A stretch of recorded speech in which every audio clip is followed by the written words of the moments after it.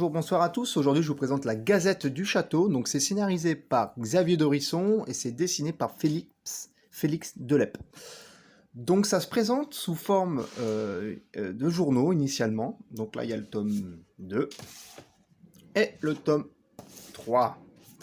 Donc voilà. Chaque exemplaire est limité à 10 000. Donc il y a 10 000 exemplaires et il est numéroté à chaque fois. Donc le numéro 1 c'est 699, numéro 2 c'est 6386 et numéro 3 c'est 5154 pour ma part.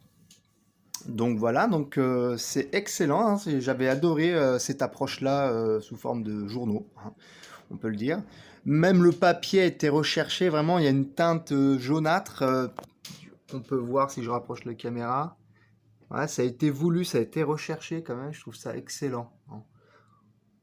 Voilà. Donc, comment ça se présente? Ça se présente une grande page de titre, type un journal normal, avec des articles. Gloire à Silvio, notre bien-aimé, donc c'est le tyran du château. Hein. Donc voilà, c'est assez bien fait. Moi, ça m'avait vraiment attiré. Je dis, mais qu'est-ce que c'est que ça, quoi? Puis, c'est excellent, des articles comme ça. Mais on sait toujours pas ce qu'il y a dedans, hein, bien évidemment. À premier abord. Donc là, on va ouvrir. Le problème, c'est que c'est assez grand, donc c'est assez difficile de vous montrer. Alors, je vais essayer de vous montrer ça au mieux. Hop. Donc là, c'est la page 1. Donc ça commence comme ça. Et en fait, c'est de la bande dessinée pure et dure, quoi. Alors, je vais essayer de vous montrer une autre page. Et puis après, je vais remettre les formats pliés. Hop. Voilà, hein, c'est de la BD pure et dure, avec des gouttières bien délimitées et blanches, des très beaux dessins, où les expressions sont vraiment bien réalisées. Donc ce que j'ai aimé dans cette bande dessinée, dans ce journal, enfin, c'est assez drôle, c'est l'histoire déjà. Alors, on va se croire, ouais, c'est des animaux d'une basse-cour, dans un château, c'est ultra gore. Déjà, je m'y attendais pas. C'est assez violent. En gros, il y a un tyran qui a une garde protégée, donc qui sont les chiens. On peut voir par exemple là. Bon, c'est dommage, hein, j'adore les chiens, puis c'est les méchants dans l'histoire. Bon, peut-être que ça va changer à la suite, j'en sais rien. Et du coup, les animaux de la ferme sont forcés à travailler presque à titre gratuit, sont presque ne pas rémunérés, il y a là beaucoup de pauvreté. Et donc l'héroïne, c'est le chat qui est là. Hop, on va le montrer plus près. Enfin l'héroïne, un des personnages récurrents, voilà, qu'on va voir dans les trois numéros, qui a 2 chatons, 2 enfants, et qui essaie de les faire vivre malgré tout. Et ce qui est drôle, c'est vraiment cette lutte des classes, et surtout le savoir-faire, que ce soit du scénariste, mais aussi du dessinateur, de pouvoir véhiculer sur les émotions. En fait, on a l'impression que ces animaux, ils ont les émotions humaines. Les réactions humaines, et c'est drôlement bien interprété, bien fait, c'est excellent. Alors je vais pas vous spoiler plus, ça serait dommageable si vous voulez le lire, parce que là je vais rentrer dans les détails et ça va être bête.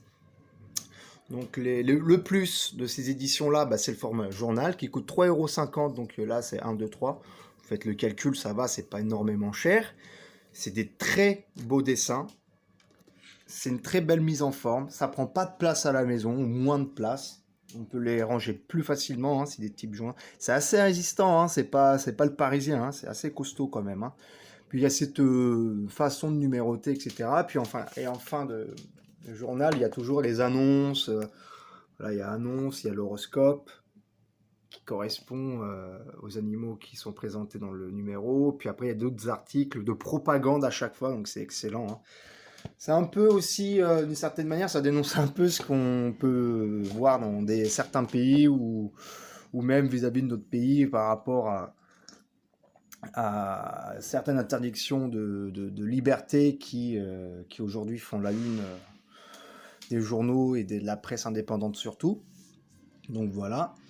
Je vous le conseille vivement. Et si je me trompe pas, c'est aussi édité en bande dessinée normale, format cartonné. Donc ça s'appelle tout simplement Le Château des Animaux. Donc voilà, vous pouvez le trouver en normal, en format cartonné. Donc ça me veut dire que s'ils l'ont fait en cartonné, ça a bien fonctionné. Et c'est une bonne chose, parce que la BD quand même, elle a du mal à vivre. Et c'est une très bonne chose que ça ait fonctionné. Voilà. Bon, je vous conseille tout de même de vous procurer ces journaux-là, plutôt. La forme est excellente. Hein, j'essaie de vous remontrer des dessins rapidement dans le tome 3. J'essaie de vous trouver une page normale. C'est vachement bien fait quand même. Bien sûr, je vous laisse regarder.